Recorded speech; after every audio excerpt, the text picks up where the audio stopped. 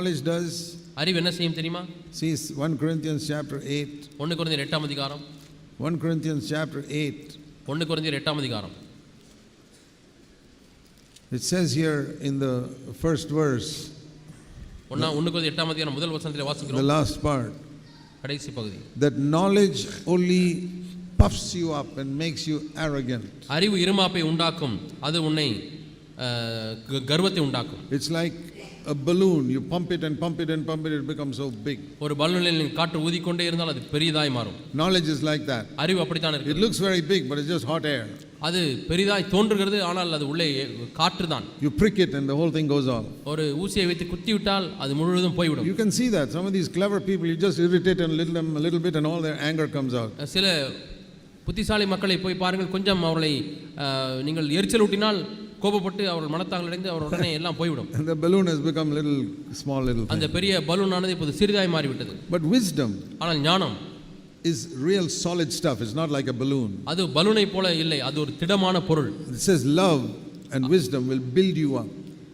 அன்பும் ஞானமும் அது உங்களை கட்டும். So how did Jesus grow in this wisdom? இயேசு எப்படி இந்த ஞானத்திலே வளர்ந்தார்? Through the Holy Spirit. பரிசுத்த ஆவியானவர் மூலமாய். Turn to Isaiah chapter 11 where there's a prophecy about Jesus Christ. இயேசு கிறிஸ்துவை குறித்து ஒரு தீர்க்கதரிசனம் இருக்கிறது. ஏசாயா 11 ஆம் அதிகாரத்தை எடுத்துக்கொள்ளுங்கள். Isaiah 11 is speaking about Jesus Christ. இயேசு கிறிஸ்துவை குறித்து ஏசாயா 11 ஆம் அதிகாரம் பேசுகிறது. It's talking about Jesse the father of David like a tree. அங்கே ஈசாய் என்னும் அடிமரத்திலிருந்து ஒரு துளிர் தோன்றி என்று வாசிக்கிறோம். தாவீதுடைய தகப்பன் ஈசாய். And from that a branch came. அதிலிருந்து ஒரு துளிர் தோன்றியது, ஒரு கிளை எழும்பியது. Humanly speaking, of the seed of David Jesus was born. மனுஷிக பிரகாரமாய் பேசினால் தாவீதின் சந்ததியிலே தான் இயேசு வந்து பிறந்தார். And it says here the spirit of the Lord will rest on him.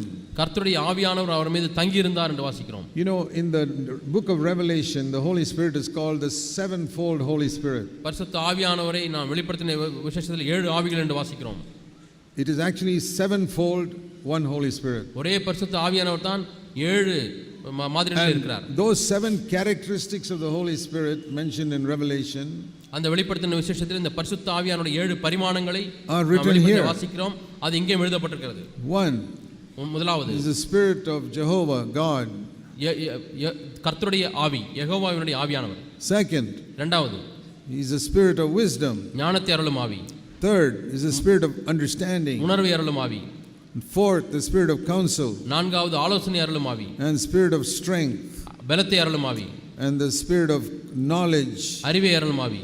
And seventh, the spirit of the Lord. ஏழாவது கர்த்தருக்கு of பயப்படும், the fear of the Lord. கர்த்தருக்கு பயப்படும் பயத்தை அருளும் ஆவி. So these are the 7 characteristics of the Holy Spirit. That's why it's called sevenfold Holy Spirit in Revelation. பரிசுத்த ஆவியானுடைய 7 பரிமாணங்கள் என்று சொல்லக்கூடிய காரியம் இந்த 7 குணாதிசயங்களை இங்கே வாசிக்கிறோம். And out of all these things it speaks about wisdom in the beginning.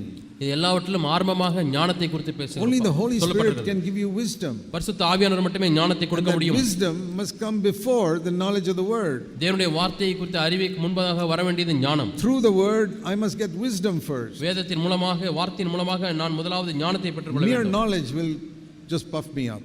அறிவு இருமாப்பை உண்டாக்கும். And out of all these 7 characteristics, இந்த 7 குணாதிசயங்களிலே one is picked out by the Holy Spirit. ஒரு காரியத்தை பரிசுத்த ஆவியானவர் பொறுக்கி எடுக்கிறார். Now remember, this is referring to Jesus Christ. இது இயேசு கிறிஸ்துவை குறித்ததான பகுதி. This sevenfold spirit, verse 2, will rest upon him. இந்த 7 பரிணாமம் உள்ளதான ஆவி அவர் மீது தங்கி இருப்பார். From childhood, சிறு பிராயம் முதல், from birth, பிறப்பு முதல். and so he grew in wisdom. ஆகவே அவர் ஞானத்தில் வளருகிறார். But out of those 7 characteristics, அந்த 7 குணாதிசயங்களிலே one is taken out especially. ஒன்று மட்டும் விசேஷித்தமாய் பொறுக்கி எடுக்கப்படுகிறது. The last one, கடைசி the ஒன்று, spirit of the fear of the Lord. கர்த்தருக்கு பயப்படுகிற பயம். You know the Old Testament verse which says the fear of the Lord is the beginning of wisdom. கர்த்தருக்கு பயப்படுதலே ஞானத்தின் ஆரம்பம் என்று பழைய ஏற்பாட்டிலே வாசிக்கிறோம். That is Proverbs chapter 9 verse 10. நீதிமொழிகள் 9:10. That is like saying that is the ABC of wisdom. அதாவது ஞானத்தின் ஆனா ஆவனா. So when you go to a kindergarten class, a baby, he first learns the ABC. ஆகவே எல்கேஜிக்கு போகும்பொழுது குழந்தையை கற்றுக்கொள்ளக்கூடிய முதல் பாதம் ABC. You can't read a book without knowing ABC. ABC இல்லாதபடிக்கு ஒரு புத்தகத்தை வாசிக்க You முடியாது. can't understand physics, science, nothing without ABC. இயற்பியலோ விஞ்ஞானத்தையோ ஏபிசி இல்லாமல் விளங்கிக் கொள்ள முடியாது. And you must never forget your ABC, because then all your education will stop. நீங்கள் ஏபிசியை மறக்கவே முடியாது. அப்படி மறந்தால் உங்களுடைய முழு படிப்பும் நின்றுவிடும். So ABC is essential for all education till the end of your life. ஆகவே உங்களுடைய வாழ்க்கையின் முடிவு வரை உள்ள எல்லா படிப்பினைக்கும் ஏபிசி அவசியமாக இருக்கிறது. You can't say after 50 years, okay, I don't need ABC now, I've understood so many things. நான் பல காரியங்களை விளங்கிக் கொண்டேன், ஆகவே ஏபிசி எனக்கு தேவையில்லை என்று சொல்லி 50 வயது ஆகும்போது சொல்ல முடியாது. Knowledge will stop. அறிவு நின்று போகும். You need ABC right until the end, your alphabets. உங்களுடைய ஏபிசி என்றதான எழுத்துக்கள் உங்களுக்கு கடைசி வரை தேவைப்படுகிறது. Fear of the Lord is the ABC of wisdom. கர்த்தருக்கு பயப்படுதல் ஞானத்தின் ஆரம்பம் ABC. So that means till the end of my life I must know this alphabet which is called the fear of the Lord. ஆகவே என்னுடைய வாழ்க்கையின் முடிவு வரை இந்த ஆனாவன எழுத்துக்களைப் போல இருக்கக்கூடிய கர்த்தருக்கு பயப்படுகிற பயத்தை நான் ஞாபகத்தில் வைத்துக் கொள்ள வேண்டும். So the spirit of the fear of God was upon Jesus. கர்த்தருக்கு பயப்படக்கூடிய பயமானது இயேசு கிறிஸ்துவின் மேல் வந்தது. And that's why he was quick to obey anything that the Father told him. ஆகவே தான் பிதா சொன்ன காரியத்திற்கு அவர் உடனடியாக கீழ்ப்படிந்தார். And it's because the fear of the Lord is upon him that he never did what the Father never told him to do. கர்த்தருக்கு பயப்படக்கூடிய பயம் அவர் மீது இருந்தபடினாலே பிதாவானவர் சொல்லாத காரியத்தை அவர் செய்யவே இல்லை. Even a simple thing like, now you have not eaten for 40 days in the wilderness, you have been fasting. நீ 40 நாட்களாக சாப்பிடவில்லை, நீ உபவாசம் இருந்து கொண்டிருக்கிறாய் இந்த வனாந்தரத்திலே. You are hungry. நீ பசியாக இருக்கிறாய். It's wrong to steal. It is wrong to steal. திருடுவது தவறு. So don't steal. ஆகவே திருட வேண்டாம். It's wrong to take somebody else's bread. வேறொருவருடைய சாப்பாட்டை எடுப்பது தவறு. But if you can make bread yourself, why don't you do it? ஆனால் நீயாகவே அப்பத்தை தயாரித்துக் கொண்டால் ஏன் அதை செய்யக்கூடாது? If God has given you the power to turn stones into bread, கல்லுகளை அப்பமாக்க முடியாத வல்லமையை தேவன் கொடுத்திருக்கிறார் என்றால் use it. அதை பயன்படுத்து. You're not making some ice cream or biryani, just simple bread. நீ ஐஸ்கிரீமோ பிரியாணியோ இதை மாற்ற போவதில்லை, ஆனால் எளிதான அப்பத்தை தான் மாற்ற போகிறாய். But you know what Jesus said? ஆனால் இயேசு என்ன சொன்னார் தெரியுமா? No, I can't do it. நான் அதை செய்ய முடியாது. Lord, you can't do it when you're hungry. பசியா இருக்கும் பொழுதும் அதை நான் செய்ய முடியாது. Use your common sense. உங்களுடைய அறிவு சொல்லுகிறது. No. இல்லை. I will hear the word of my Father. நான் அப்படி செய்ய மாட்டேன். நான் பிதாவினுடைய வார்த்தையை கேட்க வேண்டும். I know I am hungry. நான் பசியா இருக்கிறேன் என்பதை அறிந்திருக்கிறேன். I may die of hunger. நான் பசியினாலே மரிக்கலாம். That's okay. அது பரவாயில்லை. But I will not disobey my Father. ஆனால் தகப்பனுக்கு நான் கீழ்ப்படியாமல் போக மாட்டேன். That means I will not do something if the Father doesn't tell me. என்னுடைய அப்பா எனக்கு சொல்லாத பட்சத்தில் நான் ஒன்றையும் செய்ய மாட்டேன். I have had no command from my Father right now to use my power to turn stones into bread. இந்த கல்லுகளை அப்பமாக்கும்படியாக என்னுடைய சக்தியை பயன்படுத்துவதற்கென்று பிதாவினிடத்திலிருந்து இன்னும் கட்டளை வரவில்லை. When the Lord called me to full-time Christian work 50 years ago, 50 ஆண்டுகள் முன்பதாக தேவன் என்னை முழுநேர கிறிஸ்தவ ஊழியத்துக்கு அழைத்த பொழுது, that is the verse God spoke to me through. இந்த வசனத்தின் மூலமாக தான் தேவன் எனக்கு பேசினார். First temptation. முதல் சோதனை. Don't use the power God has given you to get something for yourself. தேவன் உனக்கு கொடுத்த வல்லமையை உனக்கென்று ஒன்றை பெற்றுக்கொள்ள முடியாக பயன்படுத்தாதே. Jesus used that power to make bread for 5,000 people once. ஆனால் அதே சக்தியை 5000 பேருக்கு போஷிக்க முடியாக தேவன் அந்த சக்தியை பயன்படுத்தினார். But he would not use it for himself. ஆனால் தனக்கென்று வரும்பொழுது அதை பயன்படுத்த மாட்டார். That is to live under the anointing. இதுதான் அபிஷேகத்தின் கீழாக வாழ்வது. The devil says, come on, use your power to turn that, to get something for yourself. சக்தியை பயன்படுத்தி நீ சாப்பிடுவதற்காக ஏதோ ஒன்றை உண்டாக்கு என்று பிசாசு சொல்லுகிறான். It's not luxury, your need, bread. இது ஏதோ ஒன்று சொகுசு அல்ல, உனக்கு அன்றாட தேவையாகிய அப்பம். I will not use the anointing power of God even for my need. என்னுடைய சாப்பாட்டுக்காக கூட தேவனுடைய அபிஷேகிக்கப்பட்ட வல்லமையை நான் பயன்படுத்த மாட்டேன். I will use it for others. நான் மற்றவர்களுக்காக தான் பயன்படுத்துவேன். So God had given me a gift to preach God's word even when I left the Navy 26 at the age of 26. ஆகவே 26 வயதாக இருக்கும் பொழுது நான் கப்பற்படை வேலையை ராஜினாமா செய்த பொழுது பிரசங்கிக்கக்கூடிய வரத்தை ஆண்டவர் எனக்கு கொடுத்தார். From this first temptation, இந்த முதல் சோதனையிலிருந்து the Lord told me, ஆண்டவர் சொன்னார், never use your gift to get something for yourself. ஒரு காலம் நீ உனக்கென்று ஒன்றை பெற்றுக்கொள்ள முடியாக இந்த வரத்தை பயன்படுத்தாதே. Don't use your gift to make money for yourself. உனக்கென்று பணத்தை சம்பாதிக்க முடியாக இந்த வரத்தை நீ பயன்படுத்தாதே. A lot of preachers may do it, but you are not to do it. அநேக பிரசங்கர்கள் அப்படி வேண்டுமானால் செய்யலாம், ஆனால் நீ செய்யக்கூடாது. I learned that when I was 26. 26 வயதாக இருக்கும் பொழுது நான் இதை கற்றுக்கொண்டேன். Don't use this gift to get any honor for yourself. உனக்கென்று கனத்தை பெற்றுக்கொள்ள முடியாக இந்த வரத்தை பயன்படுத்தாதே. A lot of people use their gift to get honor. அநேகர் தங்களுடைய கனத்தை பெற்றுக்கொள்ள முடியாக வரத்தை To பயன்படுத்துகிறார்கள். become big in the eyes of others. others. மக்களுடைய கண்களிலே பெரியவர்களாய் மாற So விரும்புகிறார்கள். what the Lord taught me from the first temptation, I have not anointed you to get something for yourself. உனக்கென்று ஒன்றை பெற்றுக்கொள்ள முடியாக நான் உன்னை அபிஷேகிக்கவில்லை என்பதுதான் முதல் சோதனையிலிருந்து தேவன் கற்றுக் கொடுத்த பாடம். Even if you are starving, don't use my anointing to get anything for நீ yourself. பசியாக இருந்தாலும் கூட என்னுடைய அபிஷேகத்தை பயன்படுத்தி உனக்கென்று ஒன்றை பெற்றுக்கொள்ளாதே. Don't use your gift to get money or honor. வரத்தை பயன்படுத்தி பணத்தையும் கனத்தையும் பெற்றுக்கொள்ளாதே. Don't use your gift to draw people to yourself. வரத்தை பயன்படுத்தி மக்கள் உன் பக்கமாய் வர வேண்டும் என்று இழுக்காதே. Like Jesus did. இயேசு செய்தது போலவே Use your gift to bless 5,000 others. மற்ற 5000 பேரை ஆசீர்வதிப்பதற்காக இந்த வரத்தை பயன்படுத்து. Always to bless other people. எப்பொழுதுமே மற்றவர்களை ஆசீர்வதிக்கும்படியாக பயன்படுத்து. I thank God I learned that lesson 50 years ago. 50 ஆண்டுகள் முன்பதாக இந்த பாடத்தை நான் கற்றுக்கொண்டபடினாலே தேவனுக்கு நன்றி That செலுத்துகிறேன். has protected me from the calamity that I've seen has happened to so many preachers in the அநேக world. பிரசங்கியார்களுக்கு நடந்த எவ்வளவோ குழப்பத்திலிருந்து இது என்னை பாதுகாத்திருக்கிறது. Where did I learn it? நான் எங்கே கற்றுக்கொண்டேன்? From meditating on that first temptation. அந்த முதல் சோதனையை தியானித்தது நிமித்தமாய் கற்றுக்கொண்டேன். You say it's not written like that there. அங்கே அப்படி எழுதப்படவில்லை என்று சொல்லலாம். No, it is not. இல்லை. But if you meditate on it, God will show you. ஆனால் நீ அதை தியானிக்கும் பொழுது தேவன் அதை காண்பிப்பார். In the Old Testament there was a commandment, you shall not commit adultery. பழைய ஏற்பாட்டிலே ஒரு கட்டளை கொடுக்கப்பட்டது, நீ விபச்சாரம் செய்யாதிருப்பாயாக. Jesus meditated on that இயேசு அதை தியானித்தார் and realized it also refers to adultery in the heart. அது உள்ளத்திலே உள்ள விபச்சாரத்தையும் இந்த வசனம் குறிக்கிறது என்பதை அவர் தியானித்து கண்டுபிடித்தார். How did he discover it? எப்படி அவர் அதை By கண்டுபிடித்தார்? meditating on the commandment written in Exodus 20. யாத்திராகமம் 20ஆம் அதிகாரத்தில் எழுதப்பட்ட கட்டளைகளை தியானித்து கண்டுபிடித்தார். Those who don't meditate on it, அதை தியானிக்காதவர்கள் they'll say it only refers to physical adultery. அது சரீர பிரகாரமான விபச்சாரத்தை மட்டுமே குறிக்கிறது என்று சொல்வார். Jesus meditated on it and said it refers also to adultery in the heart. இயேசு அதை தியானித்து இது இருதயத்திலே பண்ணக்கூடிய விபச்சாரத்தையும் குறிக்கிறது என்று சொன்னார். Anybody else who had meditated on it would also have understood it refers to the heart. வேறு யாராவது இந்த வசனத்தை தியானித்திருந்தாலும் கூட அவர்களும் இந்த விபச்சாரம் இருதயத்திலேயும் இருக்கக்கூடாது என்று கண்டுபிடித்திருப்பார்கள். And if you meditate more on it, it will show you many other aspects இன்னும் of it. அதிகமாக தியானிக்க அதனுடைய பல காரியங்களை தேவன் உங்களுக்கு வெளிப்படுத்துவார்.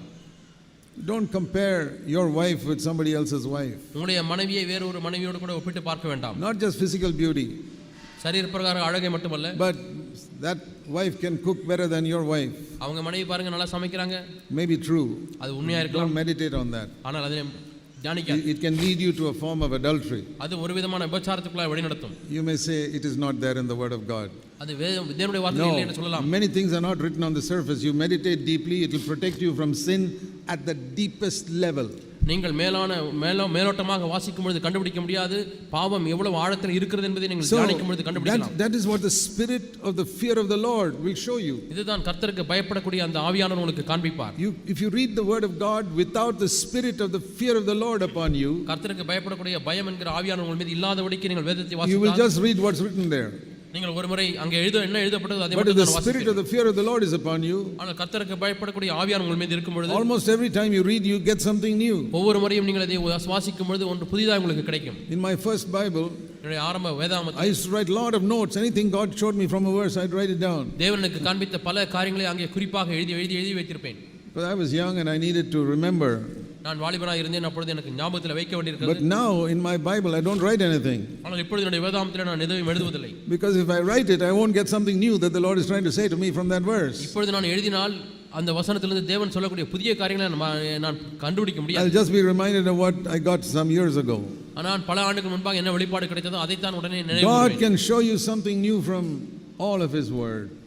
நம்ம எல்லாருக்குமே தேவனுடைய தம்முடைய வார்த்தையிலிருந்து புதியதான காரியங்களை காண்பிக்க முடியும். So the spirit of the fear of the Lord is what makes you grow in wisdom. ஆகவே கர்த்தருக்கு பயப்படக்கூடிய அந்த ஆவியானவர் உங்கள் மேல் இருக்கிறவர், அவர்தான் ஞானத்திலே உங்களை வளர்த்து And it says here in verse 3, மூன்றாம் வசனத்தில் வாசிக்கிறோம், out of all these 7 things He picks out fear of the Lord. இந்த 7 காரியங்களிலே ஒன்றை மட்டும் அவர் பொறுக்கி எடுக்கிறார். And it says here the Holy Spirit will make Jesus delight in the fear of the Lord. கர்த்தருக்கு பயப்படக்கூடிய அந்த பயத்திலே அவருக்கு உகந்த வாசனையாக இருக்கும் என்று சொன்னால் அது அவருக்கு அதிகமாக பிடிக்கும். Some people think of fear of the Lord as some terrible thing. சிலர் கர்த்தருக்கு பயப்பட பயம் என்றால் பயங்கரமான காரியம் என்று எண்ணுகிறார்கள். Some bitter medicine. Okay, give me 1 spoon, I'll take it. சரி, இது கசப்பான மருந்து, கர்த்தருக்கு பயப்படக்கூடிய பயம், ஒரு ஸ்பூன் கொடுங்க நான் குடிக்கிறேன். This painful injection, okay, give it to me.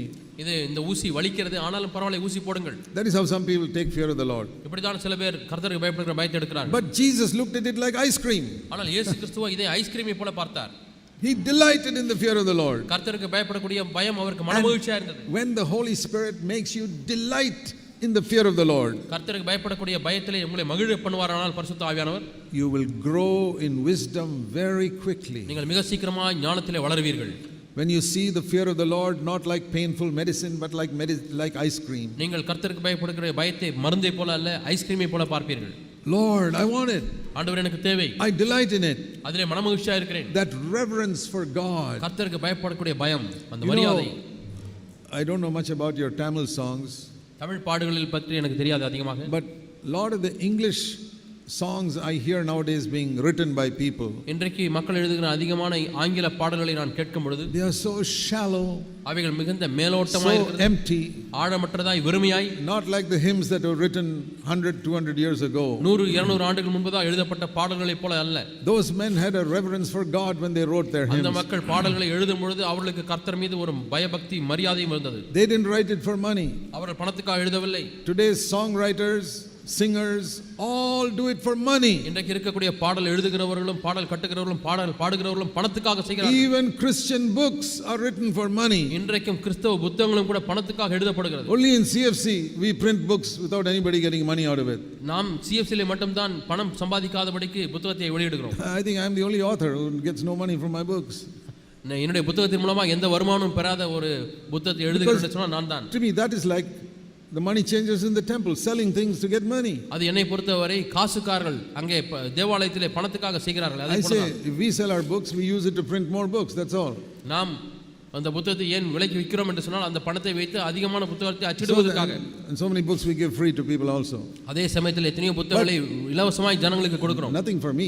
ஆனா எனக்காக அல்ல. So if I preach it's not for money. நான் பிரசங்கித்தால் If பணத்துக்காக I write books it's not for money. புத்தகங்களை எழுதினால் பணத்துக்காக If அல்ல. I write a song it's not for money. பாடலை எழுதினால் பணத்துக்காக அல்ல. But in today's world it is not like that. ஆனால் இன்றைய உலகத்தில் அப்படி இல்லை. All these Christian singers who you see on CDs. நீங்கள் சிடியிலே பார்க்கக்கூடிய கிறிஸ்தவ பாடகர்கள். You think they are doing it because they love the Lord? அவர்கள் ஆண்டவரை நேசிக்கிறபடினாலே செய்கிறார்கள்? No.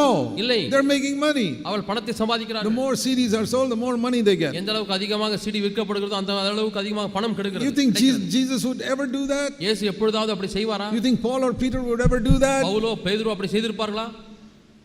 But you admire these people. ஆனால் இப்படிப்பட்ட மக்களை நீங்கள் மெச்சிக்கொள்கிறீர்கள். They can sing well. அவர் நன்றாக பாடுகிறார்கள். But they are doing it for money. ஆனால் அவர் பணத்துக்காக செய்கிறார்கள். And so I've seen that today a lot of English songs that are written.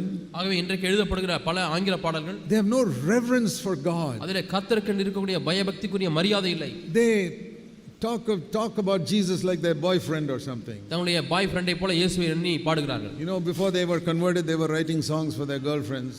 அவர்கள் ரட்சிக்கப்படுவதற்கு முன்பதாக தங்களுடைய பெண் நண்பர்களுக்கு என்று பாடல்கள் எழுதினார்கள். Oh my darling, I miss you so much. ஐயோ என்னுடைய டார்லிங்கே, நான் உன்னை அவ்வளவாய் இழக்கிறேன். I long after you. உன்னை நான் பார்க்க முடியாய் காத்திருக்கிறேன், தவம் இருக்கிறேன். I wish I could see you. நான் உன்னை பார்க்க முடியாய் ஆசைப்படுகிறேன். Now they get converted. இப்பொழுது அவர்கள் ரட்சிக்கப்பட்டார்கள். Oh Lord Jesus, I miss you. ஆண்டவரே உம்மை நான் மிஸ் I பண்ணுகிறேன். wish I could see you. It's the same old thing. இப்பொழுது நான் உம்மை பார்க்க அதே பாடல் தான். There's no reverence there. அதிலே ஒரு பயபக்திக்குரிய மரியாதை இல்லை. Treat Jesus like a friend. Hi, good to see you. Hi, எப்படி இருக்கிறாய், நன்றாக இருக்கிறாய் என்று சொல்லி இயேசு ஒரு நண்பனை போல கேஷுவலாக எடுத்துக்கொள்கிறார். Zero respect for these people. இப்படிப்பட்ட மக்களுக்கு நான் கொடுக்கக்கூடிய மரியாதை பூஜ்யம். And I'm not surprised they're doing it for money. அவர்கள் பணத்துக்காக செய்கிறார்கள். அதை குறித்து எனக்கு ஆச்சரியம் இல்லை. The reverence of the Lord that the Holy Spirit brings. பரிசுத்த ஆவியானவர் கொண்டு வருகிற கர்த்தருக்கு பயப்படக்கூடிய பயம். That's what we need more in the church. நமக்கு இதுதான் சபையில் அதிகமாய் தேவை.